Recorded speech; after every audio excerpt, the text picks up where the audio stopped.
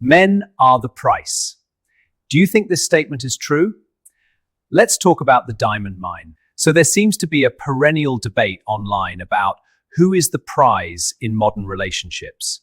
Is the woman the prize or is the man the prize? And I'm here to weigh in on the matter because I think I can resolve this once and for all.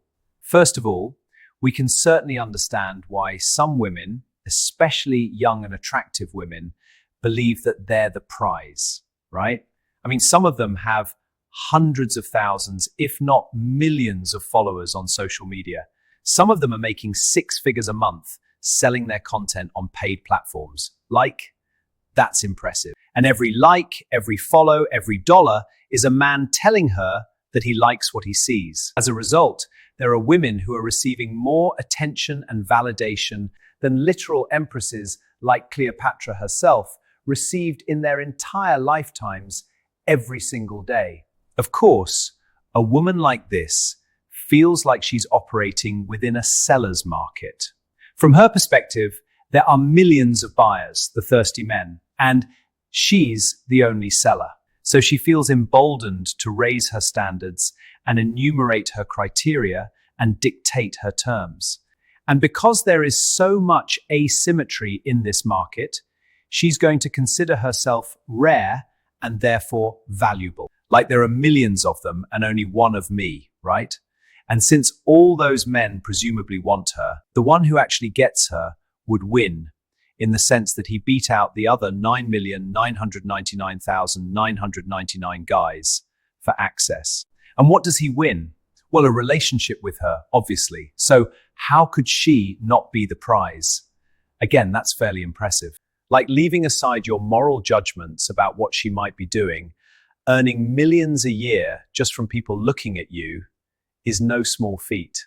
A beautiful, rich young woman is definitely going to be the prize relative to your average guy who is not particularly handsome or rich or accomplished. No one is working hard to get his attention. This is why I say that women, like the super attractive top shelf women, are like diamonds. They're tens, right? And that's why we call them dimes. A dime is 10 cents. And diamonds, a diamond is a 10 on the Mohs hardness scale. But even more, these top shelf women are diamonds because they're beautiful. They are rare, supposedly, more on that later, and they are expensive. People will spend tens or hundreds of thousands, if not millions of dollars on diamonds. They'll lock them up safe and put them on gaudy display when the time is right. Diamonds are captivating showpieces, and people love to look at them from all the different angles, right? Their cut, their color, their clarity, all physical attributes. Oh Lord, I mean, who would turn down a diamond if it were offered? Is it not the pinnacle of beauty and value?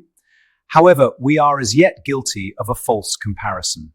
A top-shelf woman is going to be more valuable than the average man, but that's comparing apples to oranges. If we're considering a top-shelf woman, we'll have to compare her to a top-shelf man.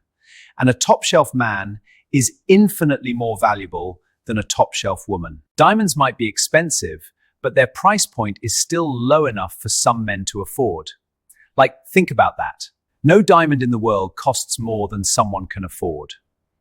That's not how marketplaces operate, irrespective of how costly that diamond is. The man who buys it already commands more value than the value he procures, which of course is what allowed him to buy the diamond in the first place.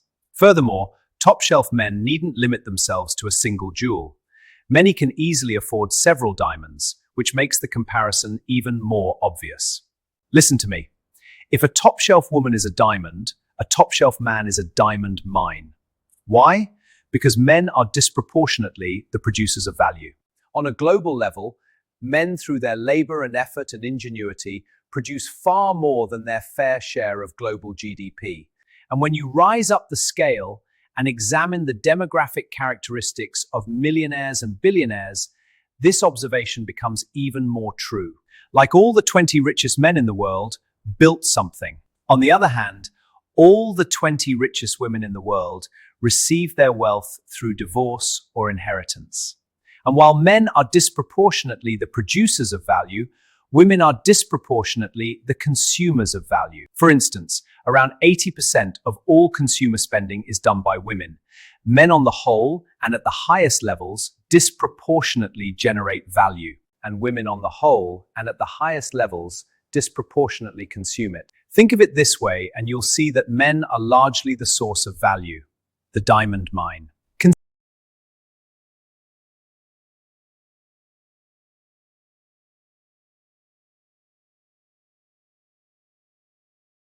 Because the man was able to generate millions more. And don't give me this about how he was able to make his millions because she was there cooking and cleaning and supporting him in the background. Like, a millionaire's wife does not cook and clean, okay? He was able to earn millions because he was clever and hardworking. And she was able to walk away with millions because of his efforts. She got diamonds. That is the money that can be used to buy diamonds. But he owns the diamond mine, the source of all that value. So if we're comparing apples to apples, that is a top-shelf woman to a top-shelf man, the conclusion is obvious. No one, man or woman, no one is going to prefer a single diamond, no matter how lovely, to a diamond mine. The source of value is always more valuable than the value it produces. Like, I'd rather have an orchard than a bushel of apples because that orchard will give me that bushel and then some. By the same token, money that can passively generate more money is kind of more valuable than money that you have to spend, because the first kind of money can make even more money, right? So why is this even a debate? Well, what looks more attractive, a diamond or a diamond mine? When it's all finished, a diamond is beautiful and dazzling and bright. It produces an immediate effect on people. On the other hand, a diamond mine, even when fully operational, is dirty and dark and uncomfortable. It's not easy to bring those little rocks to market. So it takes a while for people to realize the mine's true value. The upshot is that diamonds look more valuable than they really are. And diamond mines are really more valuable than they look. And at least part of the perceived value of diamonds resides in their supposed scarcity. However, that's not really true either. It turns out there are millions and millions of diamonds languishing in vaults all around the world, kept there by vendors who are artificially trying to keep the global supply low so that they can transact at a higher price point. I wouldn't go so far as to say that very beautiful women are common, but with billions of people in the world, there are actually millions of extraordinarily beautiful women. About 8% of Americans are millionaires, and 90% of millionaires are men, and 90% of millionaires are married. This means that less than 1% of men are unmarried millionaires. So even if we define top-shelf women to be the top 1%, they still significantly outnumber their male equivalents. They are not nearly as rare as the market would have you believe. And of course, a diamond's luster is going to fade, whereas a mine is likely to produce more value over the same period. So on the one hand, we have a commodity that depreciates in value over time, which is a liability. And on the other, we have a commodity that generates value over time, which is an asset. And anyone who believes a liability is more valuable than the asset that produces it is guilty of just like basic economic ignorance, just keeping it real.